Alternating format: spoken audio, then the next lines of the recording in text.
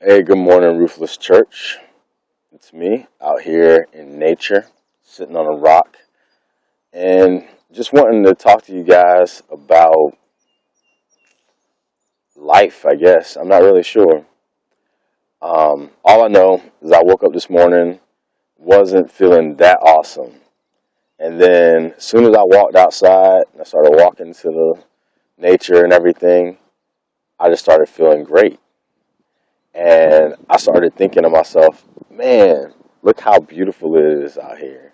I was looking at some birds flying around, looking at just stuff. I mean, when I go out to nature, I started talking to God, and I usually do my best I assume I'm talking to God. I talk to my imagination of God, perhaps. But somewhere in there, I think that in my effort to talk to God, God speaks back to me. And I'm not going to sit here and act like um, I might not be talking to my own imagination. Even though I'm a Christian and I do believe in God, I don't necessarily believe in the human capacity to know exactly what's up with God. But I do know that we put in an effort, and I do have faith, which is pretty much all I have to go on, that God can see clearly through my failed attempts to make contact, and somehow will make contact with me and is making contact with me at all times. And possibly the more I get out of myself, the closer I find myself in God.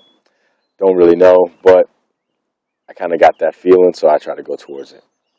Anyway, as I was walking around this morning, I was just talking, like I said, to my imagination or to God, and thinking about life and the way people approach it, and just thinking about the foreignness of my being as long as I've been here.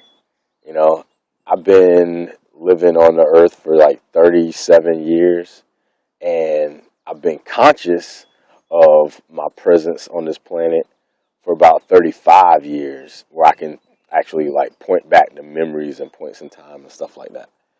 And since then, I've noticed consistently that the way that the people see the world, I'm not saying people have to see it the way I see it, obviously, because they don't, but there is the kind of pattern of the way a lot of people see the world, and it might be culture, so I could just say in America. Um, and I just don't see the world that way. And I can't get myself to see the world that way. It's like no matter how hard I've tried, and believe me, I have tried to conform to the way that I'm told I'm supposed to see the world, I still don't see it that way. And through relationships of all flavors, whether it's family, romantic, enemies, whatever the case may be, um, a large part of the tension and the conflict that I've experienced is my seeming lack of desire to see the world as most people see it, whereas it's not that. I just can't see it.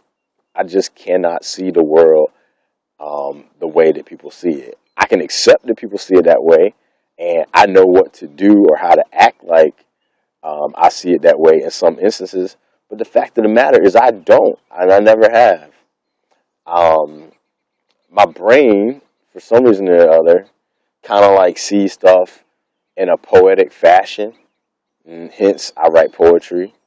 Um, and I see this like I don't know why I see it the way I see it or whatever, but I see this like vast like amount of abundance and beauty and light, and I see like every human being as a miracle, and yet and still most people don't see themselves that way. I mean, I'll tell you a little story. Um, there was one time I was in my old neighborhood. Oh man, somebody just popped up.